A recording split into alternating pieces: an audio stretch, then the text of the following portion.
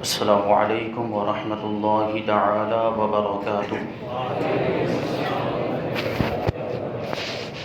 الحمد للہ رب العالمین والعاقبۃ للمتقین والصلاة والسلام علی سید الانبیاء والمرسلین وعلى آلہ واصحابہ اجمعین، اما بعد فاعوذ باللہ من الشیطان الرجیم، بسم اللہ الرحمن الرحیم۔ اولئک کتب فی قلوبہم الایمان وأیدہم بروح منہ۔ صدق اللہ مولانا العظیم وصدق رسولہ النبی الامین المتین الکریم، ونحن على ذلك لمن الشاهدين والشاكرين والذاكرين والحامدين والحمد لله رب العالمین۔ آئیے ہم اور آپ سب سے پہلے حضور سرور کائنات، فخر موجودات، باعث تخلیق کائنات، احمد مجتبی محمد مصطفیٰ صلی اللہ علیہ وسلم کی بارگاہ بے کس پناہ میں جھوم جھوم کر درود و سلام کا نذرانہ عقیدت پیش کریں اور پڑھیں اللہم صلی علی سیدنا و مولانا محمد معدن الجود والکرم وآلہ الکرام وابنہ الکریم وبارک وسلم صلاة و سلام علیک یا رسول اللہ صلی اللہ تعالی علیہ وسلم۔ عزیزان ملت اسلامیہ، آج اسلامی سال کے دوسرے مہینے صفر المظفر کی 23 تاریخ ہے، اور اسی مہینے کی 25 تاریخ کو اعلیٰ حضرت امام اہل سنت، امام عشق و محبت، امام احمد رضا خان فاضل بریلوی رضی اللہ تعالیٰ عنہ کا عرس آتا ہے۔ اسی مناسبت سے انشاءاللہ تبارک و تعالی آج ہم اعلیٰ حضرت رضی اللہ تعالیٰ عنہ کا تذکرہ کرنے کی سعادت حاصل کریں گے۔ اللہ تبارک و تعالی ہمیں اعلیٰ حضرت رضی اللہ تعالیٰ عنہ کے فیوز و برکات سے مالا مال فرمائے۔ اعلیٰ حضرت رضی اللہ تعالیٰ عنہ کی ولادت سے پہلے جو زمانہ تھا بڑا ہی پر آشوب زمانہ، ہر طرف فتنے جنم لے رہے تھے اور گمراہیت، بد مذہبیت پھیلائی جا رہی تھی۔ اللہ کے رسول صلی اللہ علیہ وسلم کی شان میں گستاخیاں کی جا رہی تھی، توہین کی جا رہی تھی، کہیں نبی پاک صلی اللہ علیہ وسلم کے علم غیب کا انکار ہو رہا تھا، کہیں حضور اقدس صلی اللہ علیہ وسلم کو اپنے جیسا بشر کہا جا رہا تھا، اور کہیں رسول اللہ صلی اللہ علیہ وسلم کے علم سے شیطان کے علم کو زیادہ بتایا جا رہا تھا، اور کہیں معاذ اللہ نبی پاک صلی اللہ علیہ وسلم کے تصرفات اور اختیارات کا انکار کیا جا رہا تھا۔ ایسے پرفتن دور میں اللہ تبارک و تعالی نے اعلیٰ حضرت رضی اللہ تعالیٰ عنہ کو دنیا میں بھیجا۔ اعلیٰ حضرت رضی اللہ تعالیٰ عنہ اللہ تبارک و تعالیٰ کا فضل و کرم اور نبی کریم صلی اللہ علیہ وسلم کا معجزہ اور غوث پاک رضی اللہ تعالیٰ عنہ کی کرامت بن کر دین و اسلام اور مسلمانوں کے عقائد کی حفاظت کے لیے دنیا میں تشریف لائے اور سارے فتنوں کا جواب دیا، دشمنوں کا قلعہ کما کیا، گستاخوں کو منہ توڑ جواب دیا، اور جو رسول اللہ صلی اللہ علیہ وسلم کی شان میں نازیبا باتیں لکھ رہے تھے اور کہہ رہے تھے، توہین آمیز کلمات اپنی زبان سے نکال رہے تھے، اعلیٰ حضرت رضی اللہ تعالیٰ عنہ نے ان کو دندان شکن جواب دیا ہے۔ اعلیٰ حضرت رضی اللہ تعالیٰ عنہ کو اللہ تبارک و تعالیٰ نے ناموس رسالت کی حفاظت کے لیے پیدا فرمایا تھا۔ یہ شان ہے ہمارے امام کی۔ اعلیٰ حضرت رضی اللہ تعالیٰ عنہ کا جو خاندان تھا، یہ افغانستان کے ایک شہر قندار میں ایک بہت ہی باعظمت قبیلہ بڑھیج، اس سے آپ کے خاندان کا تعلق تھا، اور چونکہ آپ افغانی یعنی آپ کے جو آبا و اجداد وہ افغانی تھے، افغانستان سے آپ کا تعلق، اس لیے بعض مورخین نے بیان کیا ہے، سیرت نگاروں نے بیان کیا ہے کہ افغانوں کے جد اعلیٰ حضرت قیس عبد الرشید جو صحابی رسول تھے، اور حضور اقدس صلی اللہ علیہ وسلم کی بارگاہ میں حاضر ہو کر انہوں نے اسلام قبول کیا تھا۔ یہ افغانوں کے جد اعلیٰ ہیں، اور یہ قبیلہ بڑھیج یہ کس کی طرف منسوب ہے؟ تو بیان کیا جاتا ہے کہ حضرت قیس عبد الرشید جو صحابی رسول ہیں، یہ ان کے پوتے تھے جن کا نام شرجنون اور جن کا لقب شرف الدین تھا۔ ان کے 5 بیٹے تھے، ان میں سے چوتھے بیٹے کا نام بڑھیج تھا، اور انہی کی طرف نسبت کرتے ہوئے اس قبیلے کو بڑھیج کہا جاتا ہے۔ اس اعتبار سے دیکھیں تو اعلیٰ حضرت رضی اللہ تعالیٰ عنہ ایک صحابی رسول کی اولاد میں سے یہ خاندان ہے۔ اعلیٰ حضرت رضی اللہ تعالیٰ عنہ کے والد ماجد کا نام حضرت مولانا نقی علی خان، اور ان کے والد ماجد کا نام حضرت علامہ رضا علی خان، ان کے والد ماجد کا نام حضرت حافظ مولانا کاظم علی خان، اور ان کے والد ماجد کا نام حضرت مولانا شاہ اعظم خان، اور ان کے والد ماجد کا نام حضرت سعادت یار خان، اور ان کے والد ماجد کا نام حضرت محمد سعید اللہ خان۔ یہ جو خاندان تھا یہ افغانستان میں آباد تھا، اور آپ کے جد اعلیٰ حضرت محمد سعید اللہ خان والی افغان کے آپ ان کی اولاد میں سے تھے، اور بڑے بڑے عہدوں پر فائز ہوئے، اور مغلیہ دور حکومت میں آپ لاہور میں تشریف لائے، اور دور مغلیہ حکومت کی جانب سے آپ کو معزز عہدوں پر فائز کیا گیا۔ لاہور کا جو شیش محل ہے وہ آپ کی جاگیر ہوا کرتا تھا، آپ اس میں رہا کرتے تھے، وہ شیش محل آج بھی موجود ہے، یہ حضرت سعید اللہ خان کی جاگیر ہوا کرتا تھا، اور آپ پھر وہاں سے لاہور سے دہلی تشریف لائے اور شش ہزاری کے عہدے پر فائز ہوئے۔ شش ہزاری کا عہدہ کہ وہ سپہ سالار ہوتا ہے، وہ فوجی جرنیل ہوتا ہے جس کے ماتحت ہمیشہ ہر وقت 6000 سپاہی اور فوجی رہا کرتے ہیں۔ اس عہدے پر حضرت محمد سعید اللہ خان اعلیٰ حضرت رضی اللہ تعالیٰ عنہ کے جد اعلیٰ یہ فائز ہے، اور آپ کو مغلیہ حکومت کی جانب سے شجاعت جنگ کا لقب بھی دیا گیا تھا۔ پھر آپ کے بیٹے حضرت سعادت یار خان بھی بڑے بڑے عہدوں پر فائز رہے، اور مغلیہ دور حکومت نے آپ کو ایک مہم سر کرنے کے لیے روہل کھنڈ بھیجا۔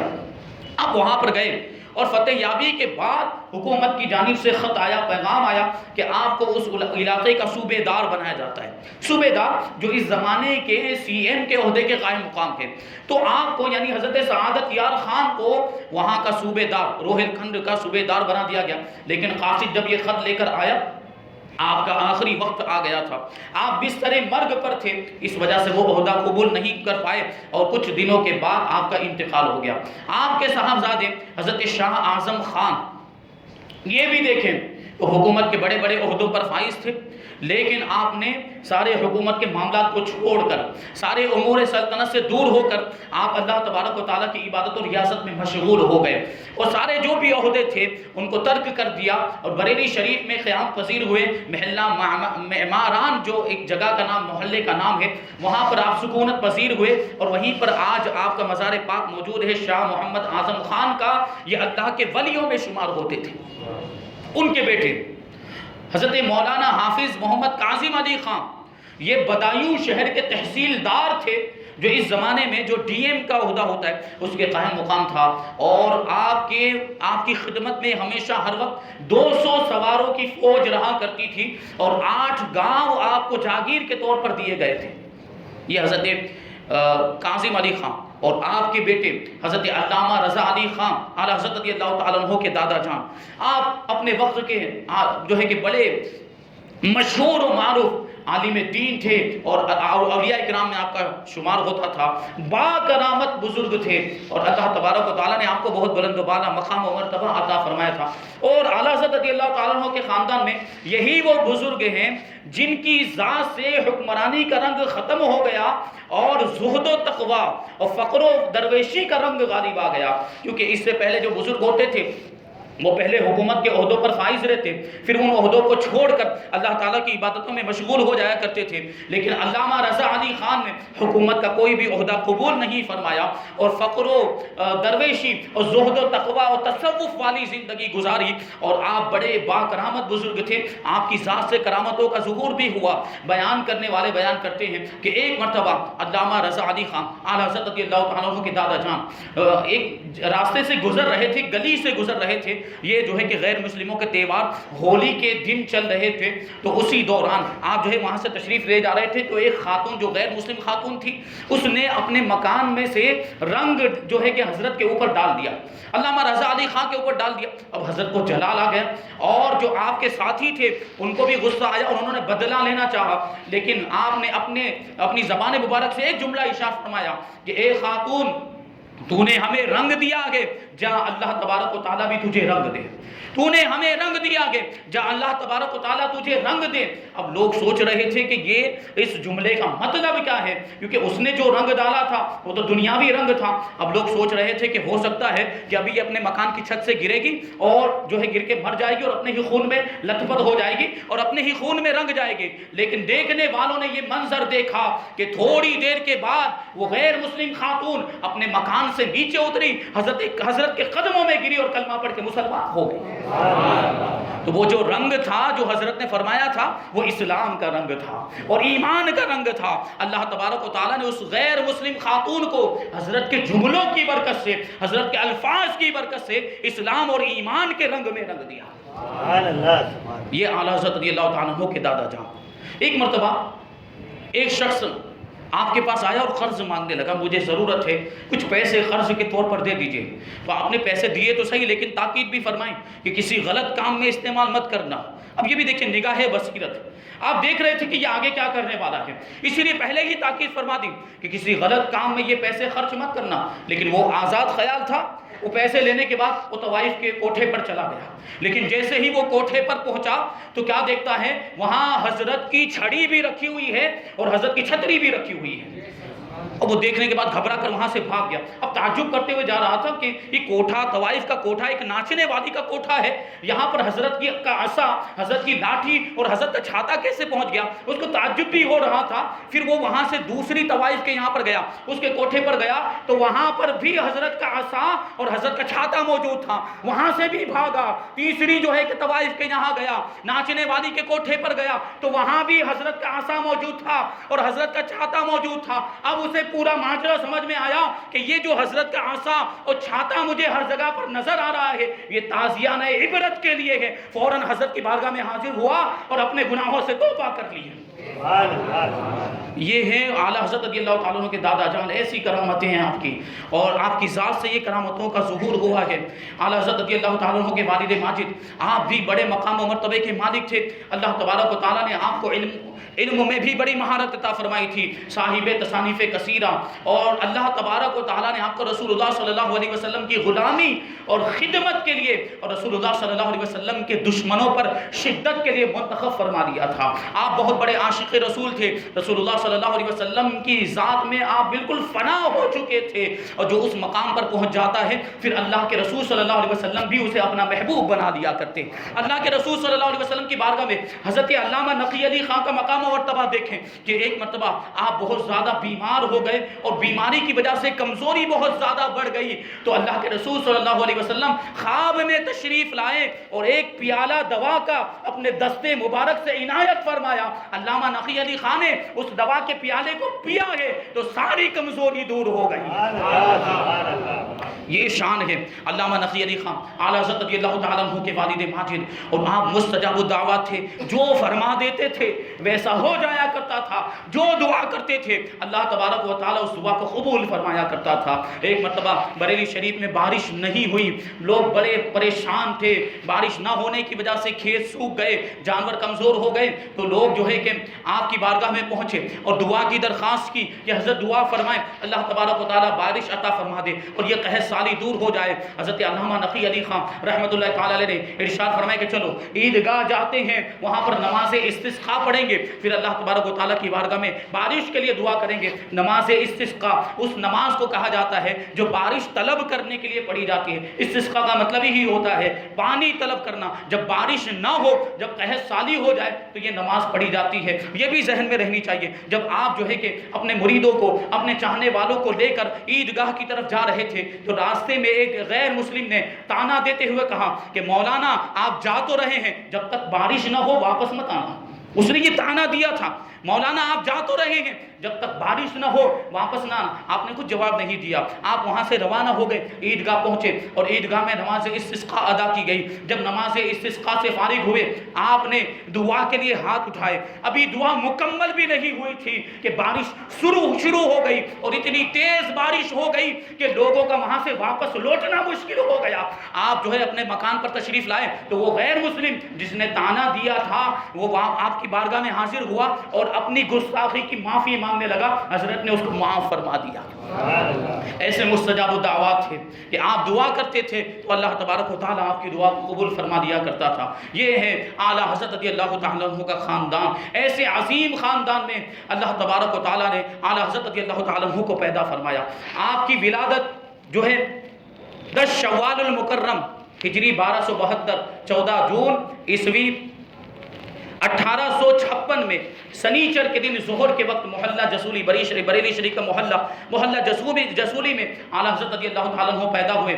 آپ کا نام محمد رکھا گیا اور تاریخی نام المختار رکھا گیا، اور آپ کے دادا جان علامہ رضا علی خان نے پکارنے کا نام احمد رضا رکھا، اور یہ نام اتنا مشہور ہو گیا کہ آج پوری دنیا آپ کو اسی نام سے یاد کرتی ہے، آپ کو امام احمد رضا کہتی ہے اور اسی نام سے آپ کو پکارا جاتا ہے۔ اور آپ کے القاب میں سب سے زیادہ مشہور جو لقب ہے وہ اعلیٰ حضرت کا لقب ہے، یہ شان۔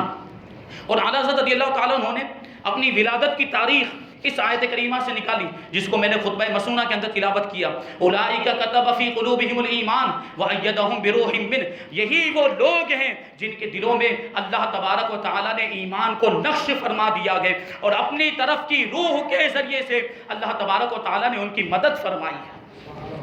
اب اس آیت کریمہ کا جو ہے پس منظر آپ دیکھیں تو اس سے پہلے والی جو آیت ہے اس میں ارشاد فرمایا گیا لا تجد قوما یؤمنون باللہ والیوم الآخر یوادون من حاد اللہ ورسولہ۔ اے محبوب، تم کبھی بھی ایسے لوگوں کو جو اللہ پر بھی ایمان رکھتے ہو، رسول اللہ یوم آخرت پر بھی ایمان رکھتے ہو، نہیں پاؤ گے کہ وہ اللہ اور اس کے رسول کے دشمنوں سے دوستی کرتے ہو۔ یعنی جو اللہ اور یوم آخرت پر ایمان رکھتا ہے وہ کبھی اللہ اور رسول کے دشمنوں سے دوستی کر ہی نہیں سکتا۔ اس کے بعد یہ آیت کریمہ ارشاد فرمائی جا رہی ہے، اس کا مطلب یہ ہے کہ جو شخص بھی اللہ اور اس کے رسول کے دشمنوں سے نفرت کا اظہار کرے گا، ان سے نفرت کرے گا، ان سے بیزار ہو کر ان سے بالکل تعلق ختم کر لے گا، ان سے نہ میل جول رکھے گا نہ ان سے دوستی رکھے گا، یہی وہ لوگ ہیں جن کے دلوں میں اللہ تبارک و تعالیٰ نے ایمان کو نقش فرما دیا ہے اور اپنی خاص مدد سے ان کو نوازا ہے۔ اب آپ غور کریں تو اپنے بھی جانتے ہیں اور پرائے بھی جانتے ہیں، اعلیٰ حضرت رضی اللہ تعالیٰ عنہ نے اپنی پوری زندگی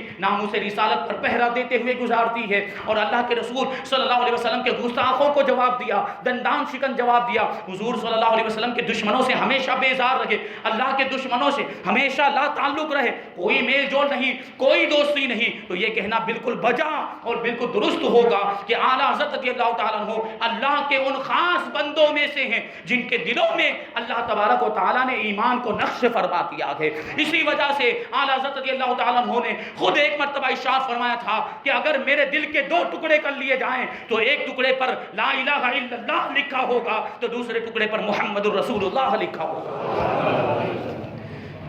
خدا ایک پر ہو تو ایک پر محمد، خدا ایک پر ہو تو ایک پر محمد، اگر قلب اپنا 2 پارا کروں میں، اگر میں اپنے دل کے 2 ٹکڑے کروں تو ایک پر اللہ لکھا ہوگا تو دوسرے پر محمد لکھا ہوگا۔ یہ دیکھیں اس طریقے سے اللہ تبارک و تعالیٰ نے آپ کے دل پر ایمان کو نقش فرما دیا۔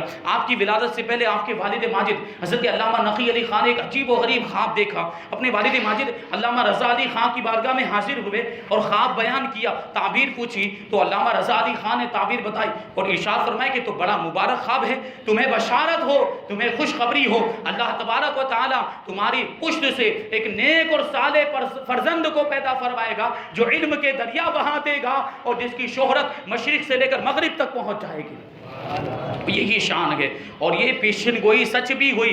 اعلیٰ حضرت رضی اللہ تعالیٰ عنہ صرف بر صغیر میں شہرت نہیں رکھتے تھے بلکہ ممالک عرب میں بھی آپ کی شہرت تھی، وہاں سے بھی لوگ آپ سے استفادہ کرنے کے لیے حاضر ہوا کرتے، بلکہ بڑے بڑے لوگوں نے آپ سے فیض حاصل کیا ہے، بڑے بڑے علماء نے آپ سے فیض حاصل کیا۔ یہ اعلیٰ حضرت رضی اللہ تعالیٰ عنہ کی شان۔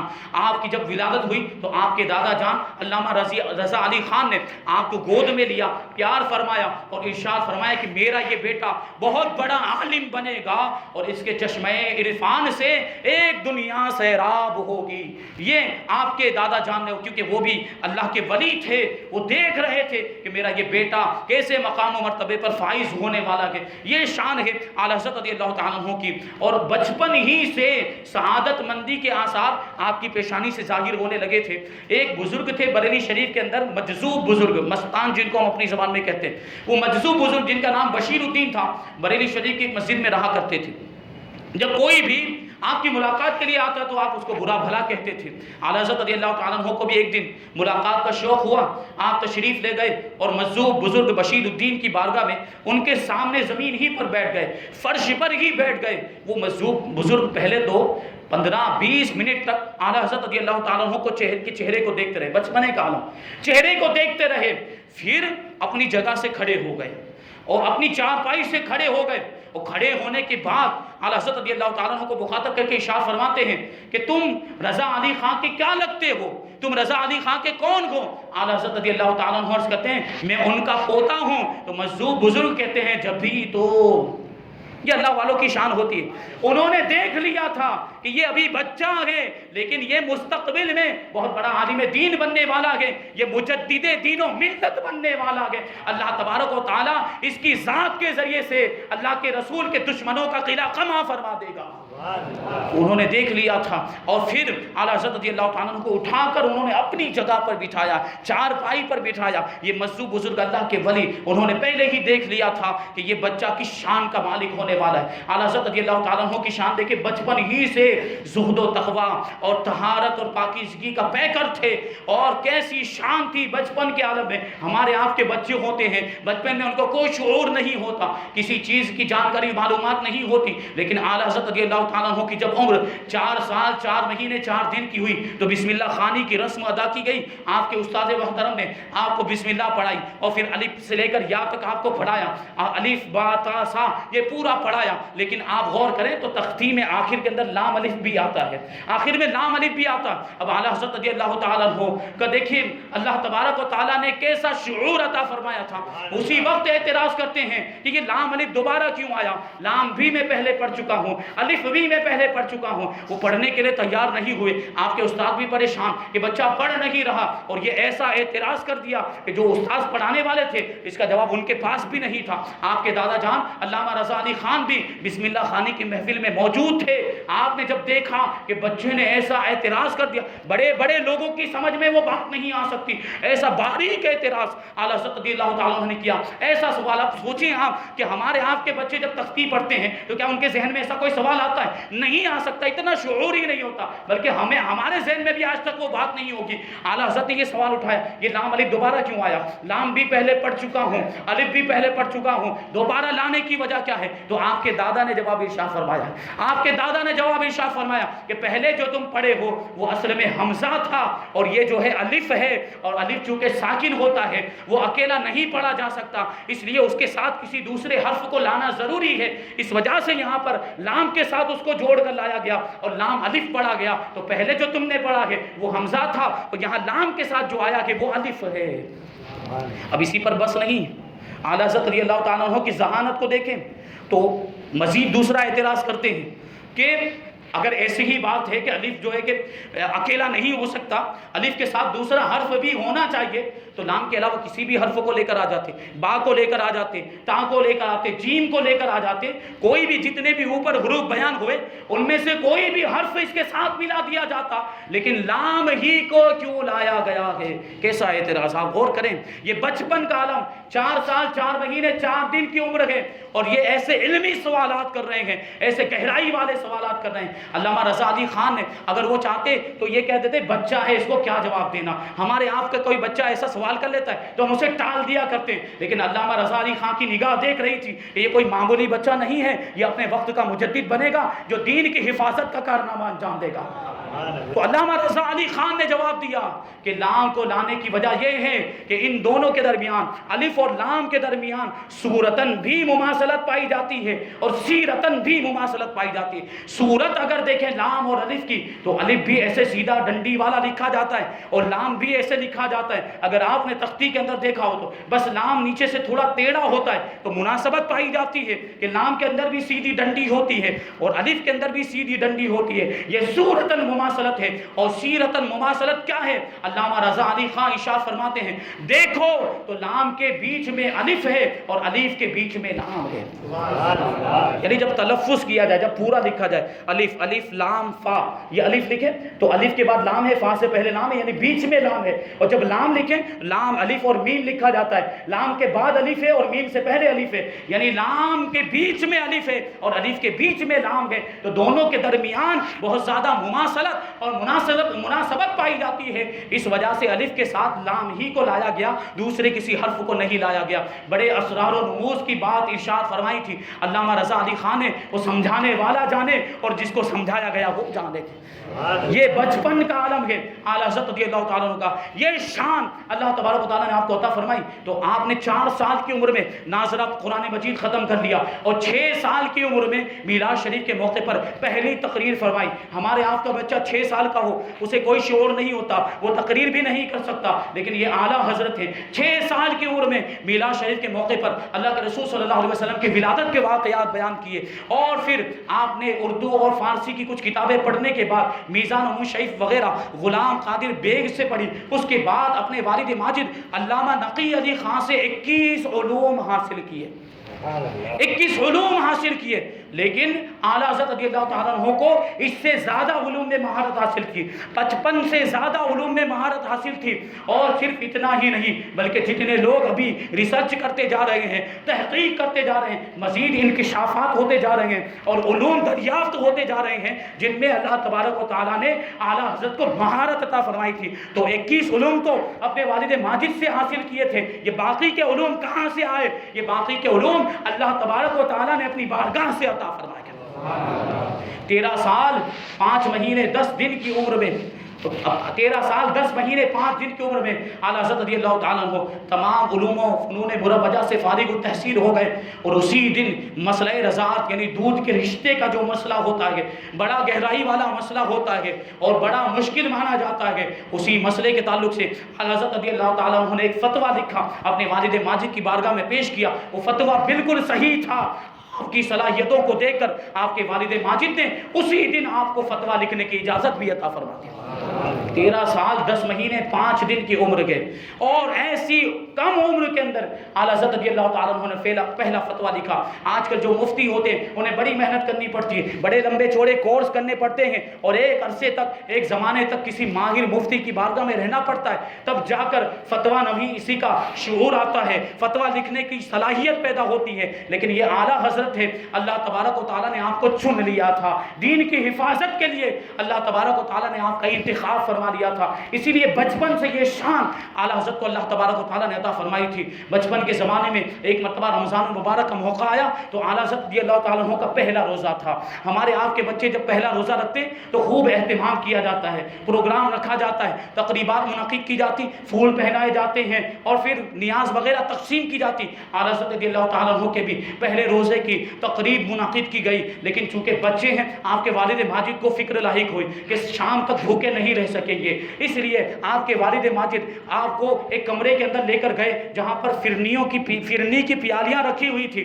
آپ کے والد ماجد نے ایک پیالی اٹھا کر اعلیٰ حضرت کی طرف بڑھا کر، جو بچپن کے عالم میں چھوٹی سی عمر ہے، اعلیٰ حضرت کی طرف بڑھاتے ہوئے کہتے ہیں کہ بیٹا کھا لو، بھوک لگی ہوگی۔ لیکن یہ اعلیٰ حضرت رضی اللہ تعالیٰ عنہ ہے، آپ کہتے ہیں کہ میں نے تو روزہ رکھا ہے، میں کیسے کھا سکتا ہوں؟ تو آپ کے والد ماجد ارشاد فرماتے کہ بچوں کا روزہ ایسا ہی ہوتا ہے، یہ دوپہر کے بعد کھانا کھا سکتے ہیں، دیکھو میں نے دروازہ بھی بند کر دیا ہے، میں نے کھڑکی بھی بند کر دی ہے، تم کھا لو، کسی کو پتہ نہیں چلے گا۔ آپ کے والد ماجد جانتے بچہ مکلف نہیں ہوتا، جو نابالغ بچے ہوتے ہیں اگر وہ روزہ توڑ بھی دیں تو ان پر کوئی گناہ نہیں ہوتا ہے۔ آپ کے والد ماجد نے کہا کہ کھا لو، کسی کو پتہ نہیں چلے گا۔ بچپن کے عالم میں اعلیٰ حضرت رضی اللہ تعالیٰ عنہ نے بڑا تاریخی جواب ارشاد فرمایا۔ عرض کرتے ہیں اپنے والد ماجد کی بارگاہ میں کہ کسی کو پتہ نہیں چلے گا، لیکن جس کے لیے روزہ رکھا ہے وہ تو دیکھ رہا ہے، سبحان اللہ، جس کے لیے روزہ رکھا ہے وہ تو دیکھ رہا ہے۔ آپ کے والد ماجد کی آنکھوں سے آنسو جاری ہو گئے، اپنے بیٹے کو گلے سے لگا لیا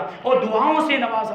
یہ ہے بچپن کا عالم۔ اعلیٰ حضرت رضی اللہ تعالیٰ عنہ نے 6 سال کی عمر ہی میں معلوم کر لیا تھا کہ بغداد شریف کون سی سمت میں ہے۔ پھر پوری زندگی آخری دم تک کبھی بھی آپ نے بغداد شریف کی طرف پاؤں نہیں پھیلائے۔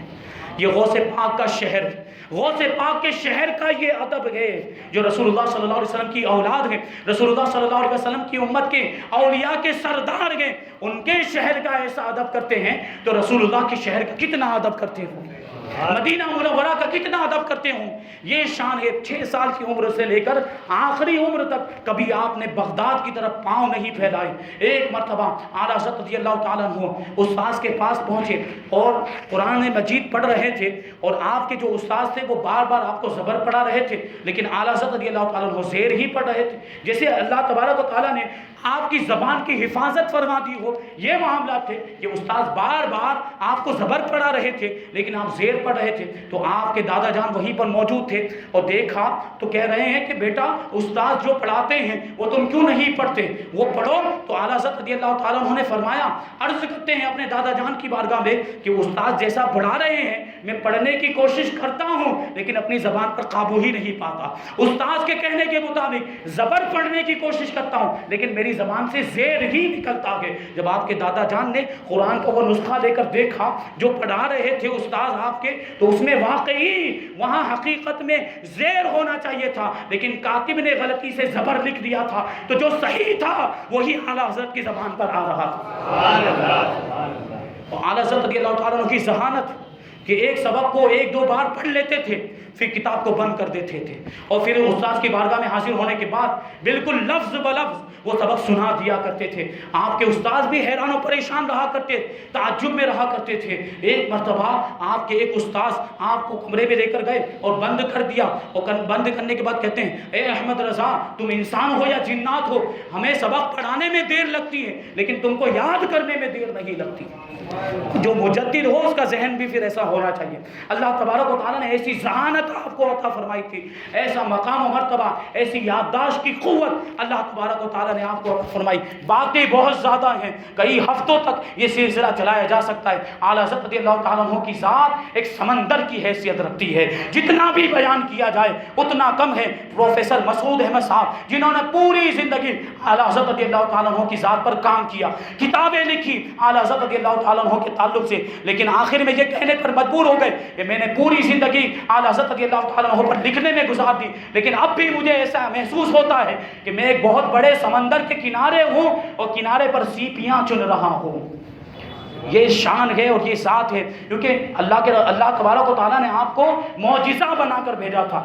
آپ رسول اللہ کے معجزات میں سے ایک معجزہ ہیں، اور معجزہ وہ ہوتا ہے جو سمجھ میں نہیں آتا، معجزہ عقل میں نہیں آتا ہے۔ یہ شان ہے ہمارے اعلیٰ حضرت کی، یہ شان ہے ہمارے امام کی۔ اللہ تبارک و تعالیٰ نے ایسا علم بھی عطا فرمایا تھا، عشق رسول کے اندر بھی آپ اپنی مثال نہیں رکھتے ہیں، اور سادات کا احترام بھی آپ نے سکھایا۔ بہت سارے موضوعات، بہت ساری ایسی چیزیں ہیں جو بیان کی جا سکتی ہیں، انشاءاللہ کبھی موقع ہوا تو پھر باتیں بیان کی جائیں گی۔ اللہ تبارک و تعالی ہم سب کو عمل کی توفیق عطا فرمائے، اعلیٰ حضرت رضی اللہ تعالیٰ عنہ کے مسلک پر ہم سب کو قائم و دائم رکھے، ان کے نقش قدم پر چلنے کی توفیق عطا فرمائے اور ان کے مشن کو آگے بڑھانے کی توفیق عطا فرمائے۔ وما علینا الا البلاغ۔ السلام علیکم۔ سنت ادا کریں۔